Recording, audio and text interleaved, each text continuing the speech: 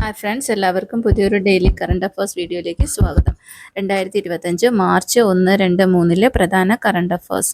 വിനോദസഞ്ചാര മേഖലയിൽ ഏറ്റവും മികച്ച ആതിഥേയ മര്യാദകൾ പാലിക്കുന്നവരുടെ പട്ടികയിൽ കേരളം 2ാം സ്ഥാനത്ത്. ഏഷ്യയിലെ ഏറ്റവും വലിയ വ്യോമാഭ്യാസ പ്രദർശനമായ എയ്റോ ഇന്ത്യയുടെ വേദി ബാംഗ്ലൂർ.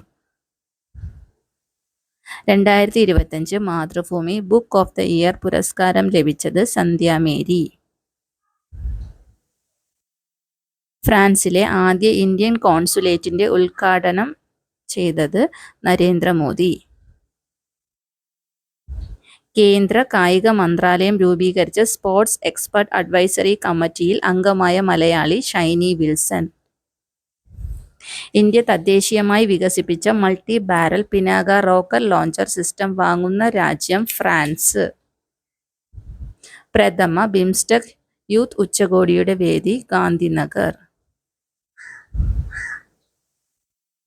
അടുത്തിടെ IVF വഴി ലോകത്തിൽ ആദ്യമായി കങ്കാരുവിന്റെ ഭ്രൂണങ്ങൾ സൃഷ്ടിച്ച രാജ്യം ഓസ്ട്രേലിയ. ഇനി മുതൽ പോലീസിന്റെ പെരുമാറ്റവും കാര്യക്ഷമതയും വിലയിരുത്തി പൊതുജനങ്ങൾക്ക് മാർക്കിടാവുന്ന സിസ്റ്റം നിലവിൽ വരുന്നു. പാകിസ്ഥാൻ സഞ്ചാരി ചൈനീസ് ബഹിരാകാശ നിലയമായ ടിയാൻഗോഗിലേക്ക് ആദ്യമായാണ് ഒരു വിദേശ സഞ്ചാരി ടിയാൻഗോഗിൽ എത്തുന്നത്.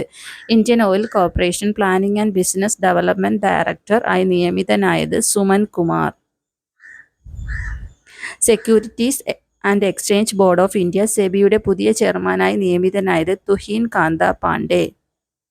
അടുത്തിടെ അന്തരിച്ച മുൻ ലോക ചെസ് ചാമ്പ്യൻ ബോറിസ് സ്പാസ്കി 1969 മുതൽ 1972 വരെ ലോക ചെസ് ചാമ്പ്യനായിരുന്നു. സംസ്ഥാനത്തെ ആദ്യ വി പാർക്ക് നിലവിൽ വന്ന ജില്ല കൊല്ലം. എല്ലാ ഔദ്യോഗിക ആശയവിനിമയങ്ങളും മറാത്തിയിൽ ആയിരിക്കണമെന്ന് നിയമം കൊണ്ടുവന്ന സംസ്ഥാനം മഹാരാഷ്ട്ര. 2025 പ്രോസ്പെര എന്ന പേരിൽ NRI സേവിങ്സ് അക്കൗണ്ട് പുറത്തിറക്കിയ bank federal bank. NITI Aayog report പ്രകാരം ഉന്നത വിദ്യാഭ്യാസത്തിനായി ഏറ്റവും കൂടുതൽ പണം ചെലവഴിക്കുന്ന സംസ്ഥാനങ്ങൾ തെലങ്കാന, കേരളം.